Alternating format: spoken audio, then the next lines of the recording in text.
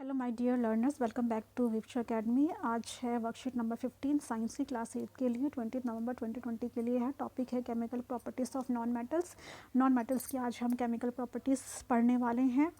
ठीक है, पहले हम जो है रिएक्शन विद ऑक्सीजन पढ़ने वाले। नॉन मेटल जो है ऑक्सीजन के साथ में रिएक्ट करके ये हम प्रॉपर्टीज़ पढ़ रहे हैं। ठीक है, सबसे पहले प्रॉपर्टी है इसकी कि रिएक्शन जो उसका ऑक्सीजन के साथ में क्या होता है। कोई भी नॉन मेटल जब किसी ऑक्सीजन के साथ रिएक्ट करता है तो हमेशा ऑक्सीडाइज्ड बनाता है। नॉन मेटल ऑक्सीडाइज्ड, ऑक्सीडाइज नहीं सॉरी ऑक्साइड बनाता है। ठीक है, जैसे कि आप लोगों का यहाँ पर एग्जाम्पल्स दिया गया है।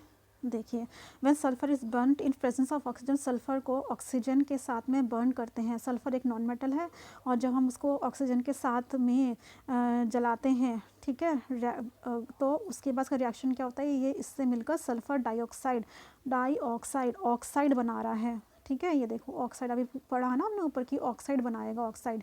और डाई का मतलब है दो, सल्फर डाइऑक्साइड, डाइऑक्साइड मतलब दो ऑक्सीजन आ गए इसके पास में। डाई का मतलब होता है दो। ठीक है, दो ऑक्सीजन इसके पास में आ गए और ये इसका फॉर्मूला है सल्फर डाइऑक्साइड का।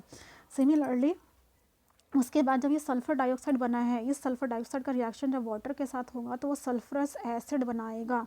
H2SO3 इसका फॉर्मूला, केमिकल फॉर्मूला है सल्फरस एसिड का। और उसी तरह से देखिए कार्बन भी एक नॉन मेटल है। जब कार्बन का रिएक्शन होगा ऑक्सीजन के साथ में तो कार्बन डाइऑक्साइड बन जाएगा। और उसी तरह से जब कार्बन डाइऑक्साइड का रिएक्शन होगा वाटर के साथ में तो कार्बोनिक एसिड बनेगा, है ना। अभी देखो जो आपने 7th क्लास की जो वर्कशीट आई थी उसमें आपने देखा ही था, उसमें आपने देखा था कि जो कार्बन डाइऑक्साइड है वो वाटर के साथ यानी कि रेन वाटर के साथ जब मिक्स होता है तो ये जो है एसिड रेन के लिए ज़िम्मेदार होता है, क्योंकि ये जब इससे मिलता है तो एक कार्बोनिक एसिड बनाता है जो कि बहुत ही ज़्यादा हार्मफुल गैस होती है। ठीक है, और आगे देखते हैं क्या है nature of non metal oxide. अब ये हमें समझ में आ गया कि जब भी कोई नॉन मेटल ऑक्सीजन के साथ में करता है तो नॉन मेटल ऑक्साइड्स बनाता है। तो उसका नेचर कैसा होता है, जो नॉन मेटल ऑक्साइड बना उसका नेचर कैसा होता है, तो उसको हम समझेंगे सेल्फ एक्टिविटी से।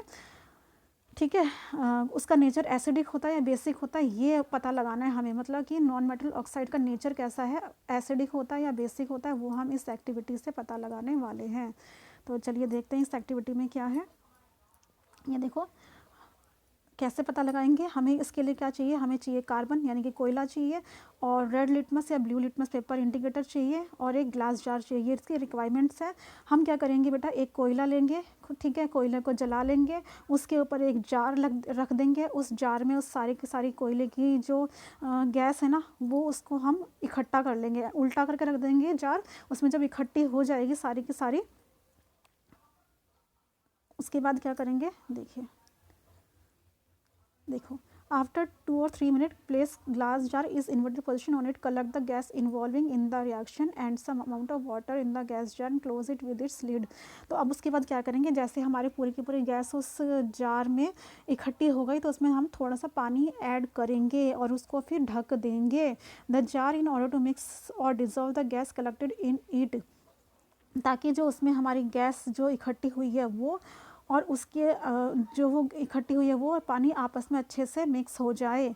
ठीक है, जब वो मिक्स हो जाएगा तो उसके बाद हमें उसको टेस्ट करना है। नाउ टेस्ट दिस मिक्सचर, हमें ब्लू लिटमस या रेड लिटमस पेपर पर वो जो मिक्सचर बना है ना हमारा गैस और पानी का, ये जो था ये क्या था, कार्बन जो है नॉन मेटल था ना, नॉन मेटल और जो वाटर है इन दोनों का मिक्स हो गया।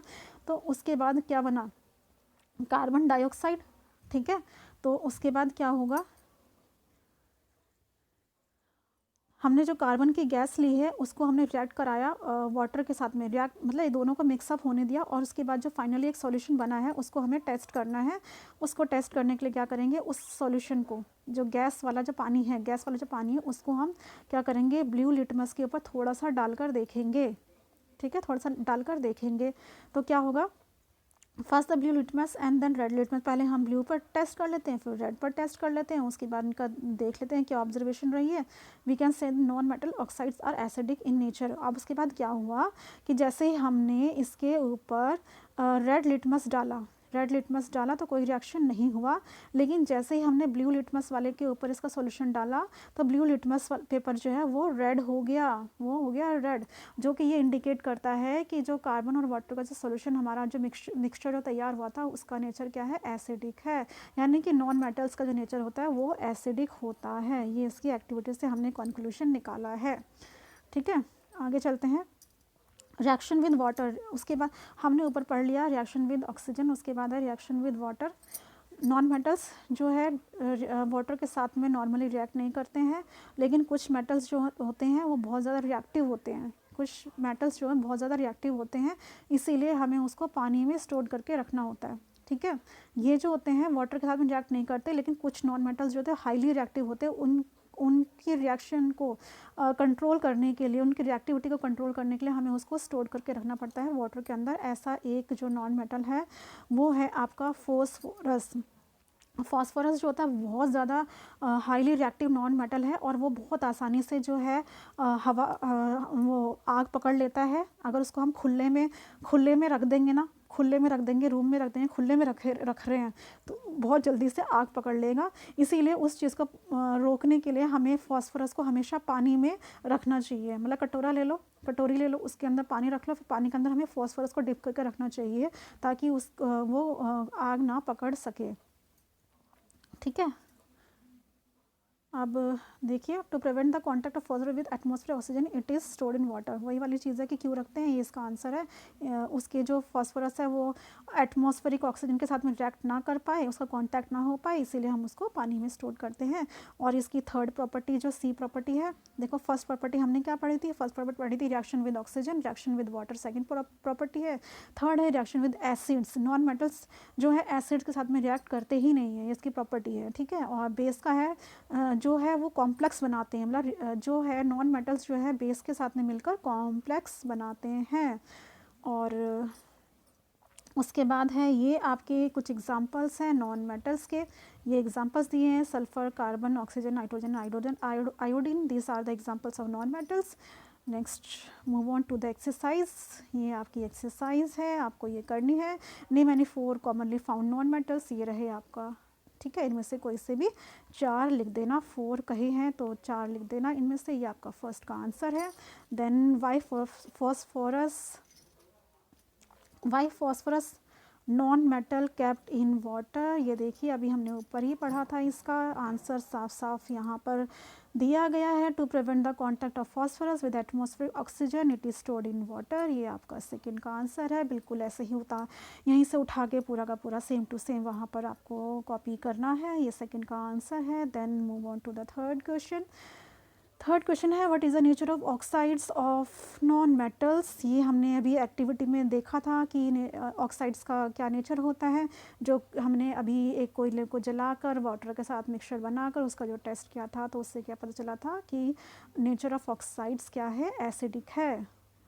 The nature of oxides are acids, acidic. ठीक है, इसको लिखना है एसिडिक।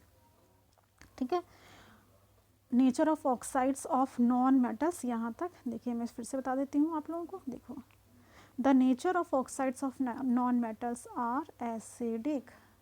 ठीक है, ये आपका पूरा आंसर थर्ड का है। The nature of oxides of non metals are acidic. ठीक है, उनका नेचर एसिडिक होता है। उसके बाद है राइट ट्रू और false, non metal reacts vigorously with acids, हमने क्या पढ़ा था, do not react with acids है ना, तो ये क्या आएगा आपका फॉल्स आएगा। ठीक है, ये आपका है फॉल्स, ये है आपका false, right.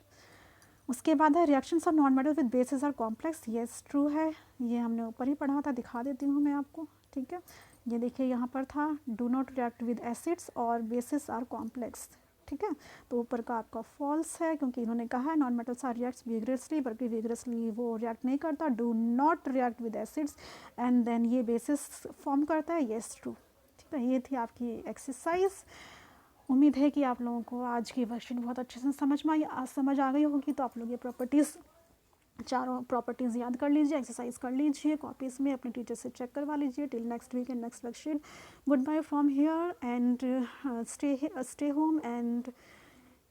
Home, stay safe and If you like the video, please like, share, comment and subscribe. Goodbye.